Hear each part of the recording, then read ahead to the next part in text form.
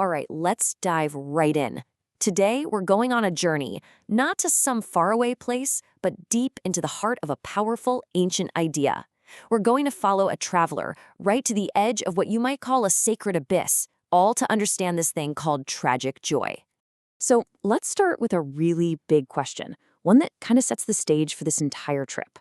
What if the unvarnished truth of existence, all of it, the chaos, the pain, the beauty, what if seeing that was enough to completely break you?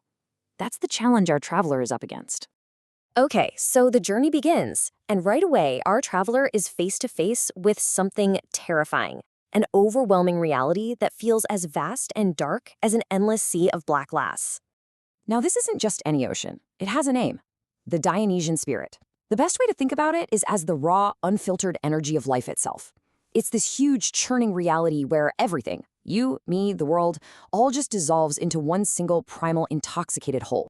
And that's where the danger is. This force isn't peaceful, not at all. It's violent. It has no respect for boundaries. It literally shatters the whole idea that you are a separate person. And faced with that, our traveler is right on the brink of annihilation. So just when you think our traveler is completely lost, about to be totally overwhelmed by this abyss, a guide shows up. But, and this is crucial, this guide isn't there to rescue them. It's actually there to help them dissolve into it, led by the collective voice of nature. And this guide? It's the Dionysian chorus. What they do is pretty amazing. They use this rhythmic music, this ancient kind of dance, and with it, they start to weave this web of pure, raw, primordial emotion. The goal here is actually really methodical. Use that energy to dissolve the ego, break down that feeling of being an individual, and by doing that, reveal a much deeper communal truth that's hiding underneath it all. You know, to really get what's happening here, it helps to think about a seed. Imagine it's buried deep in the frozen ground on some high mountain. It has a choice, right? It can stay safe and sound in its hard shell, or it can shatter itself to grow and reach for the light. The chorus brings on a kind of divine madness that lets that same kind of shattering happen. And this is where things get really interesting, kind of paradoxical. This symbolic death of the self, it's not an ending, it's actually a liberation. By leaning into this raw state, our traveler finds this weird kind of metaphysical comfort, a sense of peace right in the middle of all this primal suffering. It's only through that breaking that the soul can be genuinely renewed.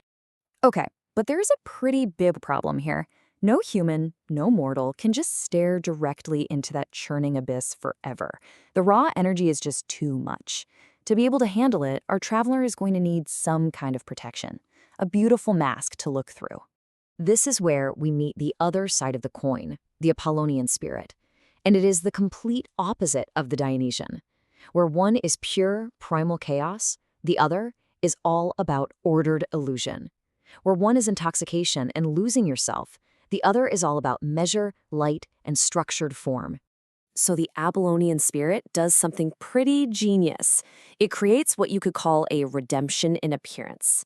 It builds these beautiful illusions. Think of things like plot, dialogue, and character in a great tragedy that take all that terrifying chaos of the Dionysian abyss and turn it into something we can actually bear to look at, something beautiful, even.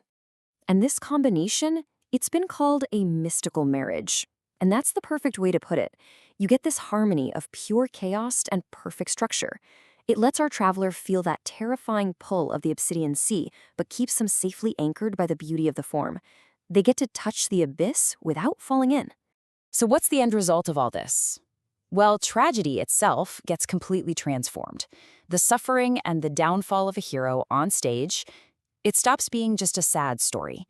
Seen through this artistic lens, it becomes something magnificent, something sacred, something meaningful. And that brings us to the peak of the journey. Our traveler has faced the chaos, they've seen it through this lens of beauty, and now they arrive at this incredibly profound final realization, a kind of primordial joy. Which brings us all the way back to that first big question we started with. After going through all of this, the terror, the dissolution of self, the beautiful masks, how do you finally stand before everything that exists, suffering and all, and not be utterly destroyed by it? The answer, believe it or not, comes down to just one single word. It's a heroic, unconditional affirmation of everything. It's the power to look at life in all its raw, chaotic splendor and just say, yes. Now, saying yes like this means you've built up a strengthened, tragic disposition. It's a whole mindset. It means you affirm all of existence. You see pain not as some terrible mistake, but as something that's absolutely necessary for beauty to exist. It's the strength to look right into the heart of suffering and not fall into nihilism or despair. And when you can actually do that, when you reach that point, the world itself looks different. The entire cosmos, with all its horror and all its glory, just transforms into a masterpiece. A work of art that affirms life, not in spite of all the tragedy, but because of it. So our traveler's journey is over. But it leaves us with one last big question to think about for ourselves. If art and myth and music are the masks that let us look at the truth of the world, then what magnificent masks, what stories, what beliefs, what beautiful things do we put on to gaze into our own abyss?